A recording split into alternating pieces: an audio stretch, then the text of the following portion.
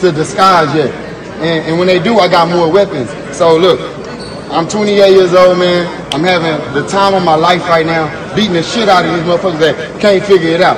And sooner or later, I'm gonna get the calls and I get those big fights that y'all want to see me fight. The Canelos and the Golovkins. I'm doubted. I'm doubted. They doubt me. They only building fire. Trust me, I'm ready. I'm ready for whoever. Have any of those? I can only tell you, man. Have any of those guys? Have any of the guys reached out to you? Have there been any discussions that you can make us aware of? None of them have reached out to me, man. None of them. Yeah. I haven't been reached out to nobody but my manager, and my people, and that's the only code I've been following. I get a call like during sparring, hey yo, Charlo, stop this round real quick.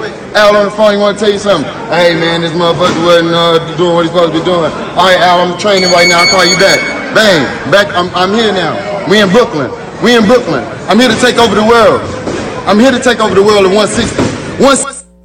That's some real shit right there. That's exactly how I can't. You ain't gonna believe me anyway.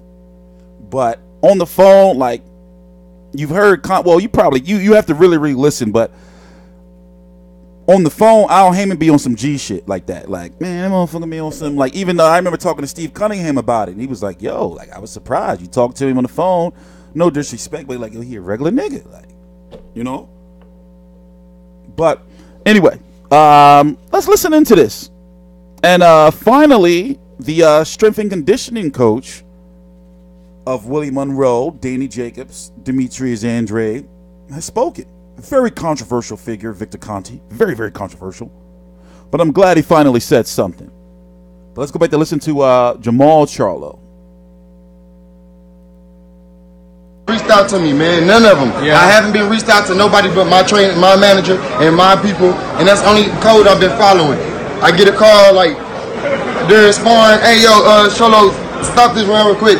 Al on the phone, he want to tell you something. Hey man, this motherfucker wasn't doing what he's supposed to be doing. All right, Al, I'm training right now. I'll call you back. Bang, back. I'm here now. We in Brooklyn. I'm here to take over the world. I'm here to take over the world at 160. 160 is Jermall Charlo. So you want to I'm 160. I'm 160, Mr. 160.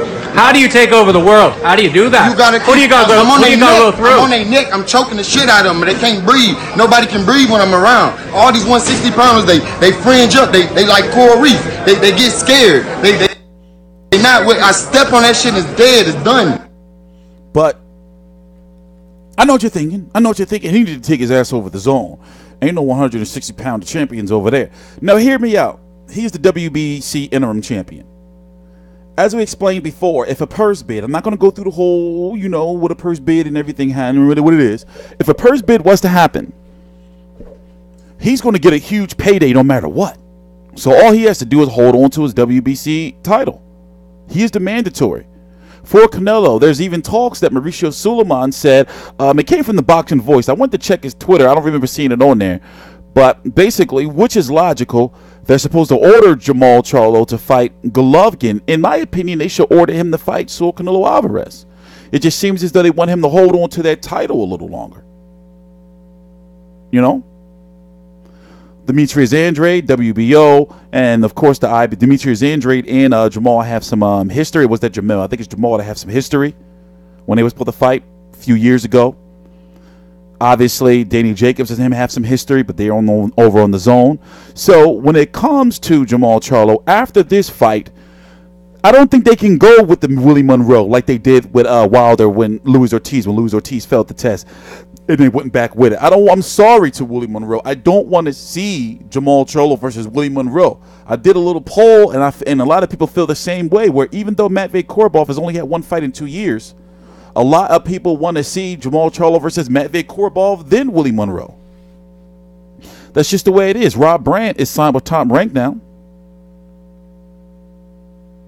This Willie Monroe thing does look bad. Basically, Conte is saying, listen, I would have never advised him to take some old shit from GNC. Then he's saying he'll put up money for the Charlos to involve, or Jermall Charlo to enroll in 365 drug testing.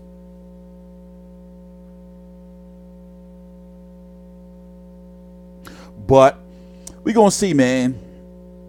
I don't think the Charlos ain't taking that. I ain't going. Fuck out of here. He know they ain't gonna take that shit.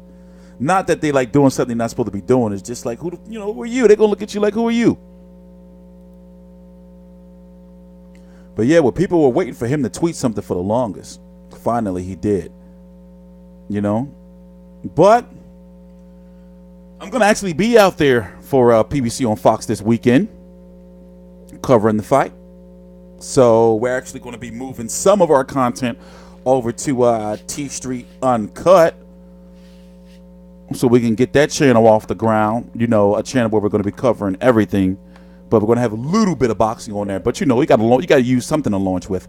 I'm TstreeT Controversy. This is TstreeT Controversy Live. Please subscribe.